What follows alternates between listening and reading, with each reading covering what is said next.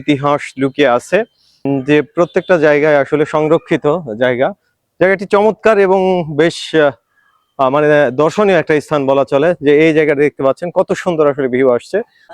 আমি এখন মহেশখালী স্বর্ণ মন্দিরের সামনে ভেতরে দেখবো। এখন এটা হলো বৌদ্ধ বিহার, বড় রাখাইন পাড়া, মহেশখালী, কক্সবাজার। এই লেখাগুলো আসলে বোঝা যাচ্ছে না ওইভাবে। ভেতরে প্রবেশ করব, এখানে আসলে প্রবেশ করতে হয় জুতা খুলে।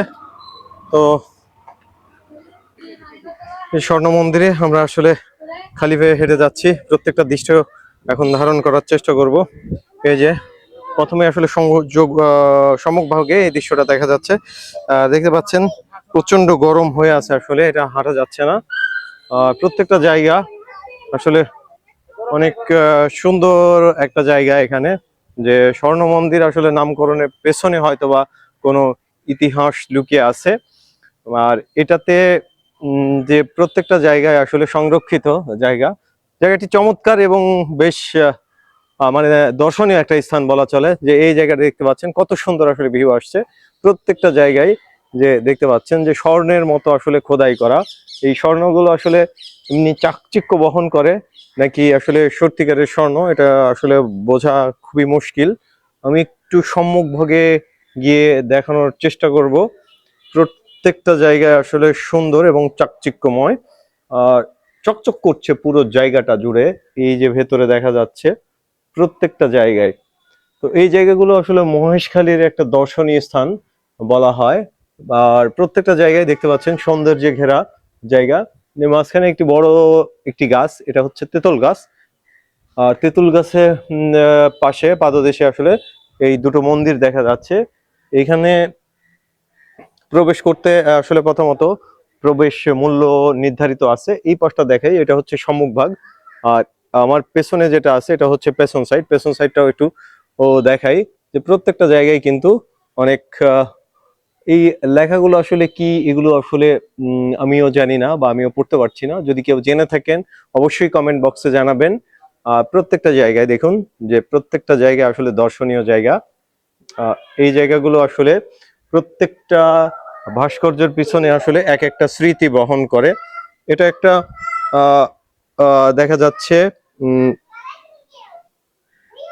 এটা আসলে কি লেখা বা এখানে কি চিত্র বহন করেছে এটা আমার জানা নেই। এটা কি ভাষায়, হয়তো বা হিব্রু ভাষায় লেখা, যেটা আসলে আমি নিজে পড়তে অক্ষম।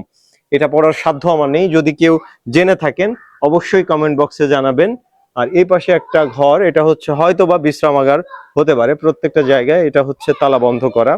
আমি একটু দেখাই। এই জায়গাগুলো আসলে এক একটা দর্শনীয় স্থান, যেটা শুরুতেই বলেছিলাম। আর প্রত্যেকটা লেখা না, এটা আসলে এগুলো পড়ার মতো আসলে অবস্থা নেই। আমরা এখানে যারা আছি কেউ আসলে এগুলো পড়ে শোনাতে পারবে না যে কি লেখা আছে এখানে। যে প্রত্যেকটা জায়গা দেখতে পাচ্ছেন এখানে খোদাই করে লেখা, কিন্তু এটা কি ভাষা, এটা হিন্দি না ফার্সি, এটা হিন্দি তো না, এটা ফার্সি না হিব্রু ভাষা সম্ভবত। এটা বোঝা আসলে খুবই মুশকিল। পুরো জায়গা জুড়ে আমি যদি সামনের দিকে আরেকটু এগুতে থাকি, পুরো জায়গাটা এখানে আসলে জায়গা আছে। আর এখানে যেহেতু আমরা খালি পায়ে হাঁটছি, প্রত্যেকটা ইট পাথর আসলে উত্তপ্ত হয়ে আছে, পা ফেলার মতো কোনো উপায় নেই। প্রত্যেকটা জায়গায় আসলে আমি দেখানোর চেষ্টা করছি যে প্রত্যেকটা জায়গায় আসলে এখানে দর্শনের এক একটা চিত্র। প্রত্যেকটা জায়গায় যেটা বলছিলাম যে এক একটা আসলে চিত্র বহন করে। প্রত্যেকটা জায়গাতেই আসলে এক একটা স্থাপনা এখানে তৈরি করা আছে। প্রত্যেকটা জায়গায় আমি দেখাই যে স্বর্ণমহলের আসলে বিশেষত্বটা যে প্রত্যেকটা জায়গা যে স্বর্ণের মতো আসলে এখানে চিত্র অঙ্কন করা, প্রত্যেকটা জায়গায় খোদাই করা।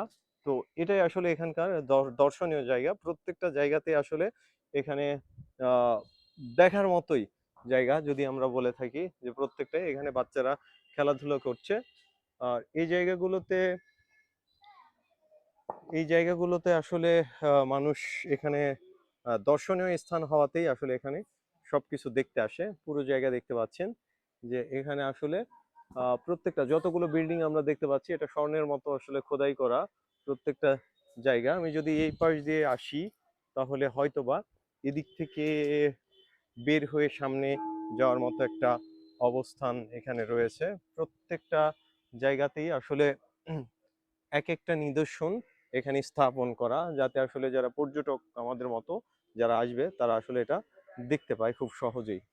তো প্রতিটা জায়গাতেই এখানে আসলে লোকারণ্য হওয়ার কথা, কিন্তু এখানে আসলে লোক সংখ্যার অনেক কম। আর এই আহ, জায়গাটার পুরো জায়গা জুড়ে আসলে সবুজে ঘেরা। মাঝখানে এই যে স্বর্ণ মন্দির বলা হয়, এই স্বর্ণ মন্দির জায়গাটা, এখানে আমরা দেখতে পাচ্ছি কিছু হয়তোবা এখানে কচ্ছপ কচ্ছপ দেখা যাচ্ছে পানির মধ্যে পানির মধ্যে কচ্ছপ দেখতে পাচ্ছি আমরা, যে সুন্দর মতো এখানে দেখা যাচ্ছে। এইখানে দেখতে পাচ্ছেন যে এখানে স্বর্ণ মন্দিরের পাশের যে জায়গা, সেই জায়গাটা দেখা যাচ্ছে। আর এই জায়গাটাতে আসলে কচ্ছপ ঘুরে বেড়াচ্ছে, যেটা ভিডিওর মাধ্যমে আপনারা দেখতে পাচ্ছেন। তো প্রত্যেকটা জায়গায় আসলে অনেক সুন্দর আর চাকচিক্য বহন করে, যার ফলে আসলে এই মন্দিরটার নামকরণ করা হয়েছে স্বর্ণ মন্দির, যেখানে প্রতিনিয়তই পর্যটকরা ঘুরে বেড়াচ্ছে। আর এই স্থানটাকে দর্শনীয় স্থান হিসেবে আসলে স্থান করে নিয়েছে মানুষের মনে। তো আপনাদের সাথে এই ছিল আজকের ভিডিও। সকলে ভালো থাকবেন, সুস্থ থাকবেন। আসসালামু আলাইকুম।